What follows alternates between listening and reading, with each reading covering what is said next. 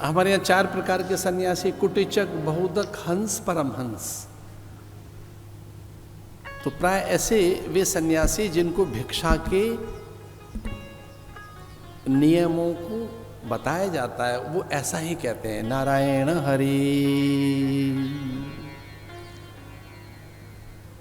अन्नपूर्णे सदा पूर्णे शंकर प्राण बल्लभे ज्ञान वैराग्य सिद्धरथम भिक्षाम देहि च पार्वती।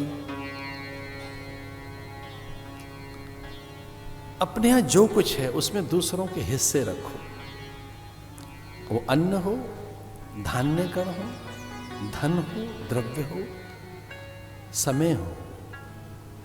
पूरा समय स्वयं के लिए नहीं है, अन्यों के लिए भी है, समाज की सेवा के लिए है, महापुरुषों की सेवा के लिए, माता पिता की सेवा के लिए। किस ढंग से पुंडरीक सेवा कर रहे थे और भगवान द्वार पर आए, रीझ कर माता पिता की सेवा से रीझ कर द्वार पर खड़े रहे पुंडरीक बहुत देर तक, पुंडरीक की सेवा देकर। भगवान विठ्ठल बहुत देर तक द्वार पर खड़े रहे।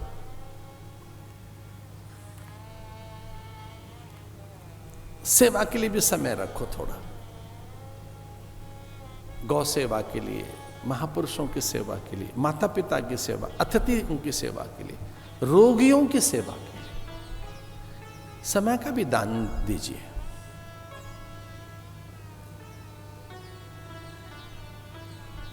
यज्ञ वै विष्णु, यज्ञ स्वयं विष्णु ही है। शास्त्र कहता है यज्ञ कोई और नहीं, विष्णु है। यज्ञ वै विष्णु,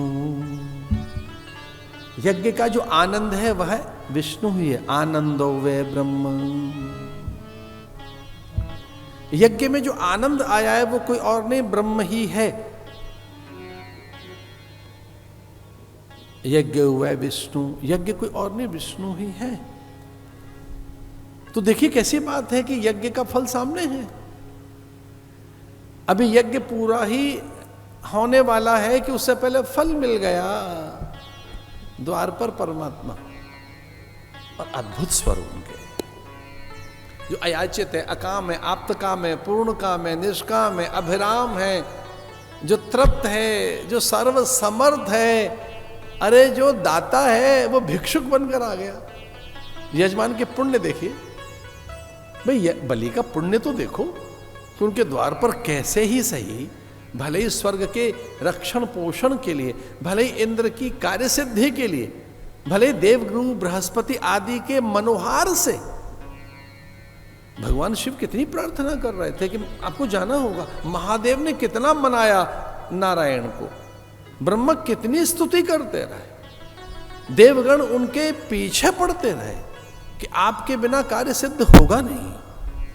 तो पूछा भगवान ने करना क्या है? तो सबने मिलके कहा कि ना आप भिक्षुक बन के जाइए, बटुक ब्राह्मण बन के जाओ। भगवान ने कहा मैं भाई पहचान लिया जाऊंगा कि नहीं, हम बाना बदल देते हैं आपका, नहीं पहचानने में आओगे।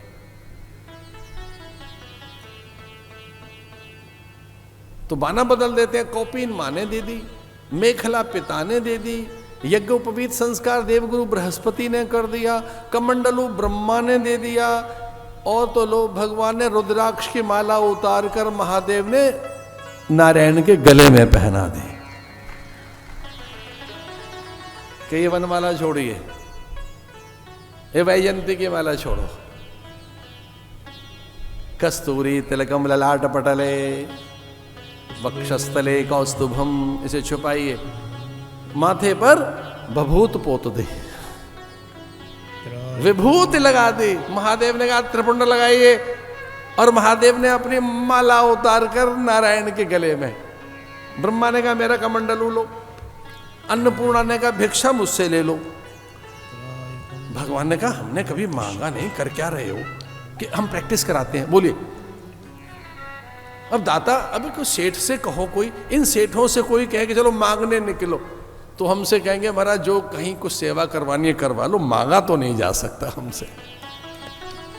मैं कहाँ सेवा करवानी है, किसको क्या देना है, कौन सी जगह क्या कार्य अटके पड़े जो हमसे होगा हम कर देंगे।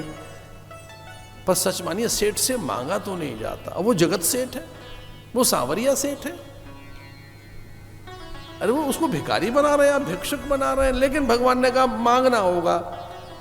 तो महादेव से पूछा नारायण ने, मांगा कैसे जाता है? बोले यजमान की प्रशंसा की जाती है। डाल दे रे माई आटा, तेरे घर में नहीं रहेगा घाटा। कुछ ऐसा लोभ दिया जाता है,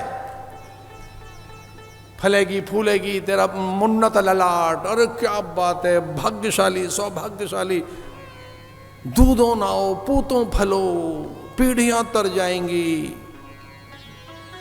राज करेगी रे माई, नहीं रहेगा घाटा। डाल दे थोड़ा और आटा, थोड़ा और आटा। क्या हमारा ये भिक्षुक होते हैं, किस तरह से यजमान को प्रेरित करते हैं देने के लिए। तो ये सब करना पड़ेगा क्या?